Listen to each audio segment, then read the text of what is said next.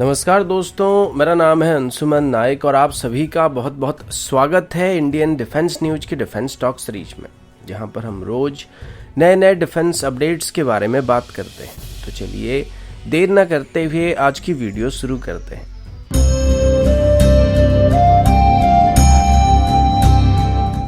आज की पहली अपडेट तेजस की तरफ से। अभी 1-2 दिन पहले ही सिंगापुर एयरशो की ऑफिशियल हैंडल पर तेजस को लेकर एक रिपोर्ट पेश किया गया था, जिसमें ये बात कंफर्म हो गया था कि तेजस इस बार सिंगापुर एयरशो में पार्टिसिपेट करने वाला है,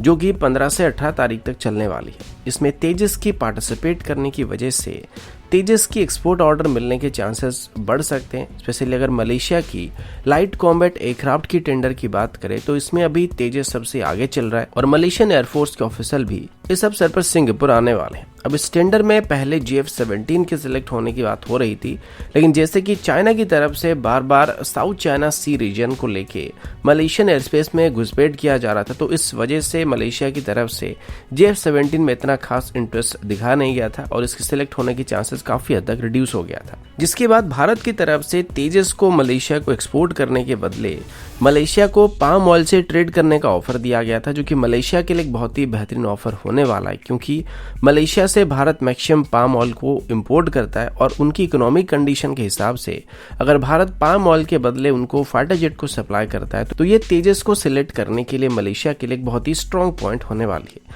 जो कि बाकी कोई भी देश मलेशिया को ऑफर नहीं कर सकता है। इसके अलावा इसमें तेजस को जिस प्राइस पॉइंट में मलेशिया को ऑफर किया जा रहा है, इसमें तेजस की सेगमेंट में ऑफर किए गए बाकी कोई भी जेट के मुकाबले सबसे बेहतर होने वाला है। और इस टेंडर के अंदर लास्ट मिनट में टर्की की तरफ से अपनी हुर जेट को भी ऑफर किया गया है, लेकिन फिलहाल के लिए जो जेट है ये अभी कॉन्सेप्ट की स्टेज में और 2027 से पहले तैयार नहीं होने वाला है, जिस वजह से अभी तेजस मलेशियन लाइट कॉम्बैट एयरक्राफ्ट की टेंडर में लीड कर रहा है। और उम्मीद है कि सिंगापुर एयरशो के दौरान मलेशियन एयरफोर्स के ऑफिसर भी तेजस का जायजा लेने वाले हैं और इसकी परफॉर्मेंस को नोटिस करने वाले हैं।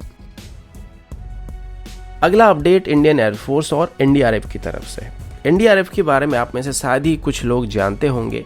और अगर आप उड़ीसा से हैं तो आप जरूर इनके बारे में जानते होंगे, क्योंकि हमारे यहाँ पर नेचुरल डिजास्टर जैसे कि फ्लड हो जाए या साइक्लोन हो जाए, ये हर साल मुंह उठा के चले आते हैं।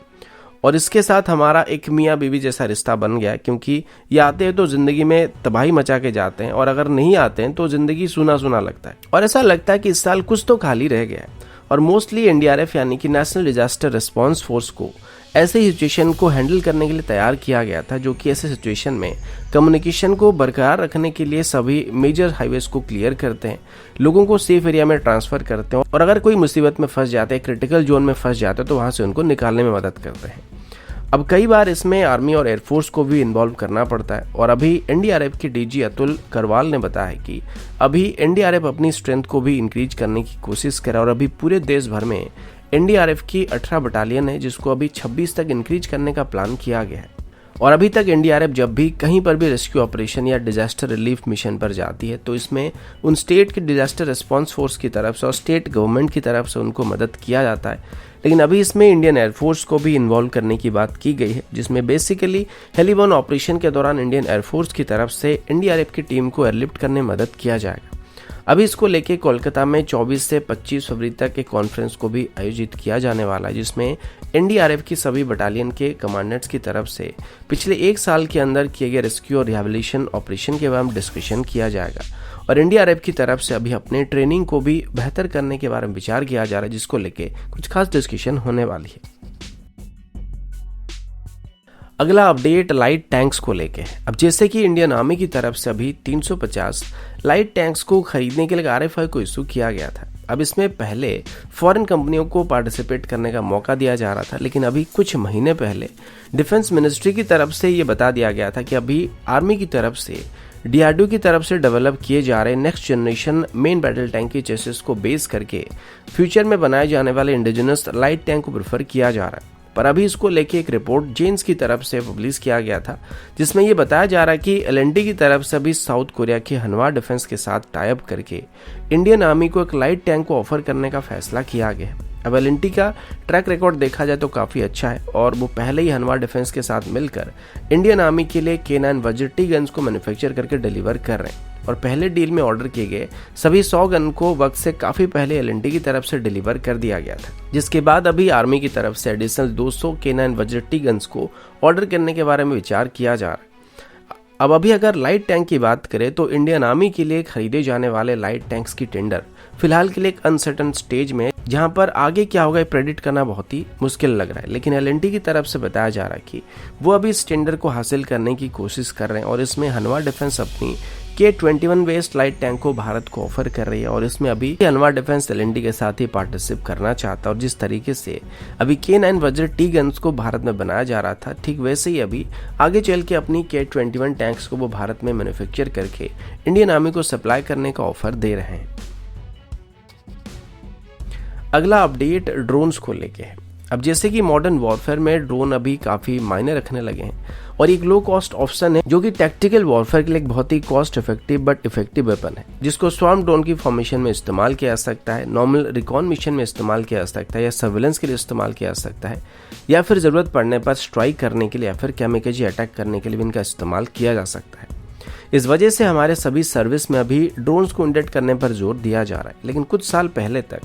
ड्रोन्स की मार्केट में इंडियन डिफेंस कंपनी काफ़ी पीछे चल रहे थे और मोस्टली भारत में ड्रोन्स बनाए नहीं जा रहे थे और इस वजह से इनको मैक्सिमम बाहर से इंपोर्ट करना पड़ रहा था। लेकिन अभी कई MSME कंपनी सामने आ चुकी हैं जो कि भारत में ही इंडिजिनस तरीके से ड्रोन्स को डेवलप और मैन्युफैक्चर करने की कोशिश कर रहे हैं और अभी हमें स्मॉल साइज के ड्रोन्स को इंपोर्ट करने की खास जरूरत नहीं पड़ने वाली है, जिस वजह से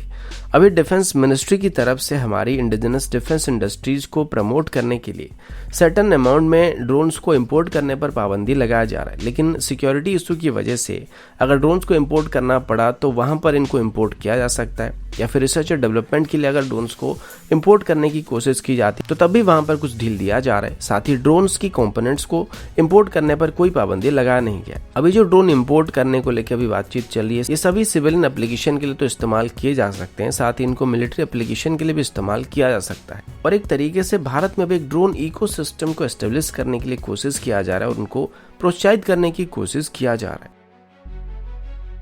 अगला अपडेट इंडियन आर्मी की एमुनेशंस को लेके है। एनआई की तरफ से दिए गए एक रिपोर्ट के मुताबिक इंडियन आर्मी की तरफ से अभी अपने एमुनेशंस में रेडियो फ्रिक्वेंसी आइडेंटिफिकेशन को ऐड करना शुरू किया जा रहा है और अभी आर्मी के लिए RFID टैग्ड पहली बैच की एमुनेशन को डिस्पैच किया गया है। अभी एमुनेशन फैक्ट्री कड़की की तरफ से सेंट्रल एमुनेशन डिपो में 3 लॉट की 5.56 स्टैंडर्ड की एमुनेशन को सप्लाई किया गया था और आर्मी के मुताबिक इससे बेहतर तरीके से एमुनेशन को ट्रैक किया जा सकता है, सेफ वे में इनको स्टोर किया जा सकता है, फिर इनको मैनेज किया जा सकता है। अब इसमें नॉर्मली 2 पार्ट होते हैं। जो पहला पार्ट होता है वो टैग का होता है और दूसरा पार्ट उन टैग्स को रीड करने वाला सिस्टम्स होता है। अब जिन एमुनेशन में RFID टैग्स को ऐड किया जाता है उनको रीड करने के लिए एक रीडर का इस्तेमाल किया जाता है जो कि रेडियो फ्रिक्वेंसी को एमिट करती है और जो टैग्स पहले से लगाए गए होंगे उनसे रेडियो वेव जाके रिफ्लेक्ट होकर वापस आएगी, जिसके बाद उन इक्विपमेंट के बारे में सभी जानकारी तुरंत ही प्रोसेस किया जा सकता है। और मेनली इस टेक्नोलॉजी को इन्वेंट्री मैनेजमेंट के लिए इस्तेमाल किया जाता है और इसके अलावा इसकी और भी कई एप्लीकेशन है। तो दोस्तों अभी के लिए इतना ही, मिलता हूँ आपसे अगले वीडियो में, तब तक के लिए जय हिंद, वंदे मातरम।